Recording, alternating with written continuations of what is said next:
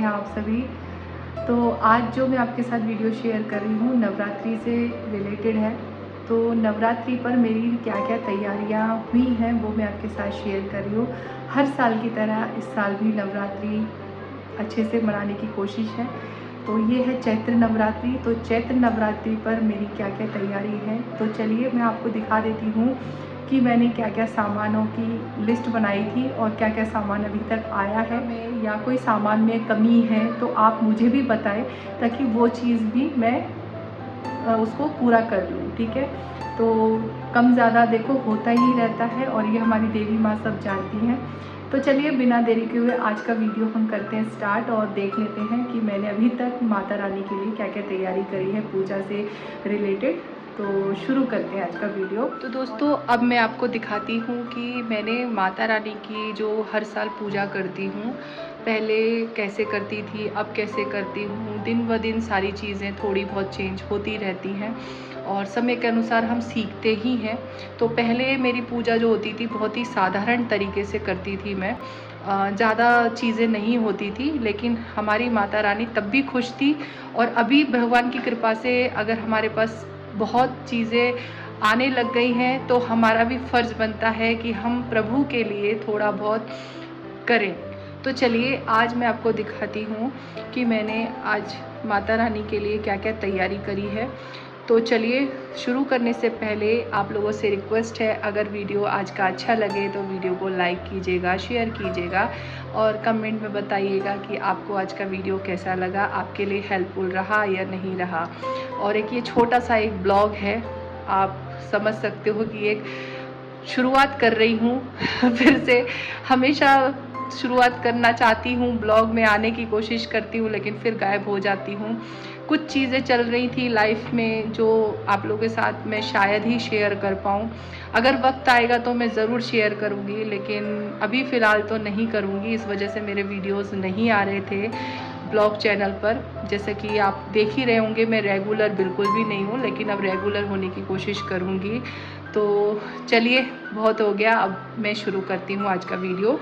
तो देखिए सबसे पहले मैं आपको एक चीज़ दिखाती हूँ। मैंने ये अमेज़ॉन से ऑनलाइन शॉपिंग करी थी। मैंने बैजंती माला मंगाया था, पहले एक मंगाया था, मुझे पसंद आया तो मेरा जो लड्डू गोपाल है उनके लिए मंगाया था, पर लड्डू गोपाल को बहुत ज़्यादा टाइट हो रहा था। तो फिर मैंने वो जो बैजंती माला थी मैंने दुर्गा माँ को पहना दिया। ये अभी मुझे थोड़े कम प्राइस में मिल रहा था ऑनलाइन, तो मैंने 3 मतलब मंगा लिया, सस्ते में पड़ा मुझे और ज़्यादा। तो मैंने अपने गणपति बप्पा के लिए, सरस्वती माँ के लिए और लक्ष्मी मैया के लिए ये वैजंती माला परचेज़ किया है और इस नवरात्रि पर मैं उनको पहनाने वाली हूँ। तो ये हो गए हमारी शुरुआत गणपति बप्पा से, ठीक है। अब आते हैं माता रानी के साज श्रृंगार की तरफ। तो माता रानी के लिए देखो नवरात्रि कल है और मेरी अभी भी तैयारी हुई नहीं है। ऑलमोस्ट बस माता रानी का ड्रेस रह गया है जो 1-2 घंटे में रेडी हो जाएगा, ज़्यादा समय लगता नहीं है। तो इस बार का माता रानी का ड्रेस का कपड़ा जो है वो इस कलर का है और हमेशा की तरह मैं खुद ही सिलूँगी। और मुझे माता रानी के लिए बनाना करना सब मुझे बहुत अच्छा लगता है, इसीलिए मैं करती हूँ। तो इस कलर का मैं कपड़ा लेकर आई हूँ, उसी से थोड़ा बहुत लेस लेके आई हूँ। अभी कुछ सोचा नहीं है कैसा करने वाली हूँ, क्या करने वाली हूँ। जब मैं करते बैठती हूँ ना तब दिमाग चलता है और माता रानी कृपा रही तो वो अपने आप ही सब अच्छा बनवा लेती है मेरे से। और ये देखो कुंदन भी लाई हूँ मैं, और ये मुझे लटकन वहाँ पर अच्छा लग गया था, सुंदर लग रहा था। अब देखते हैं ये किस काम में आएगा। ये मैंने जोड़े में इस तरीके से था, ये मैं लेकर आई हूँ। तो ये हो गया हमारी माता रानी का ड्रेस का मटेरियल, ठीक है। और अब देखिए ये है एक लॉकेट और ये है पाजेब। तो ये तो माला तो पहना ही दूँगी, लेकिन इसका मैं एक गले का चिक की तरह पहनाऊँगी माता रानी को, या देखते हैं। इसका भी मैंने अभी कुछ सोचा नहीं है क्या करने वाली हूँ, लेकिन ये मुझे पसंद आया था इसीलिए उसी से मिलता जुलता मैं लेकर आई हूँ। तो इस बार हमारी माता रानी पिंकी पिंकी होने वाली हैं, ठीक है। अच्छा, अब ये लाए हैं नारियल पे चुनरी हम लपेटने के लिए, ठीक है। ये हो गया, ये तो हो गया हमारा सारा। अब ये देख लेते हैं, ये मैंने बनाया है। इसका वीडियो आपको मुनमुन्स क्रिएटिविटी वाले चैनल पर देखने को मिल जाएगा। एक मैंने कमल आसन बनाया है माता रानी को बिठाने के लिए, तो आप बताना कैसा बना है, कैसा दिख रहा है। तो इस तरीके से ये देखिए, ये एक ओढ़नी है। माता रानी को 16 श्रृंगार चढ़ाते हैं, तो इस 9 दिन में आप कभी भी माता रानी को श्रृंगार अर्पण कर सकते हैं। ठीक है, तो मैंने दुपट्टा मंगवाया है एक, ये देने वाली हूँ। और इस बार मेरे बेटे की जो पहली कमाई है उससे ये हम माता रानी के लिए साड़ी लेकर आए हैं, और ये हम साड़ी उनको अर्पण करने वाले हैं। ये देखिए, इस तरह की साड़ी है, और ये मेरे बेटे की कमाई की, पहली कमाई की साड़ी है। तो ये हम माता रानी को चढ़ाने वाले हैं। ठीक है, ये हो गया, ये 2 चीज़ हो गई। ये तो थैला है, ये मैंने स्पेशल बनाया हुआ है थैला, जब भी पूजा का सामान आता है इन्हीं 2 थैले में आता है। ठीक है, ये धूप है, ये अगरबत्ती है, ये हवन सामग्री का सारा सामान है। इसमें लोबान है, गुग्गल है, औषधि है, और ये हवन सामग्री है। ठीक है, ये है अपना तिल का मतलब पूजा ऑयल। ठीक है, ये हो गया। एक नारियल लगता है हमको पूजा में घट बिठाने के लिए, और जौ लगता है। ठीक है, हवन सामग्री में भी जौ पड़ता है, और इसमें भी हम जो ज्वारे उगाते हैं उसमें भी जौ लगता है। हल्दी कुमकुम लगती है, कलावा लगता है।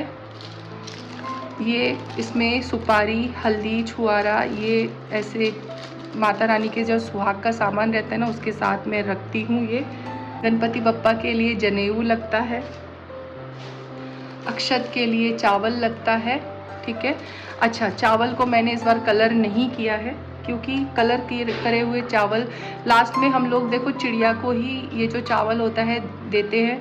तो जब हम खुद ही कलर को खाने से अवॉइड करते हैं तो जानवरों को या चिड़ियाओं को क्यों खिलाना, है ना।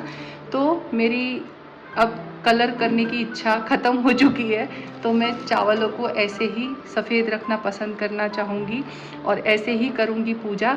कलश में या जो भी डेकोरेशन के चक्कर में बाद में वो चिड़ियाँ खाएंगी, अच्छी बात नहीं है कलर, तो इसीलिए मैं सफ़ेद चावल ही रखूँगी। तो कलश के नीचे या स्वास्तिक नवग्रह जो हम बनाते हैं उसमें रखने के लिए चावल ज़रूरत पड़ती है। अक्षत, ये है एक साखर की माला, जो अब मैं मराठी हूँ तो मराठी का मैं वो जो गुड़ी बैठाते हैं वैसे तो मैं करती नहीं हूँ, लेकिन जो माता रानी के सामने एक छोटी सी मैंने गुड़ी बनाई हुई है वो मैं आपको दिखा दूँगी कल ही, जब पूजा हो जाएगी तब, तो उसके लिए मैं लेकर आई हूँ। ठीक है, ये अलग चीज़ है।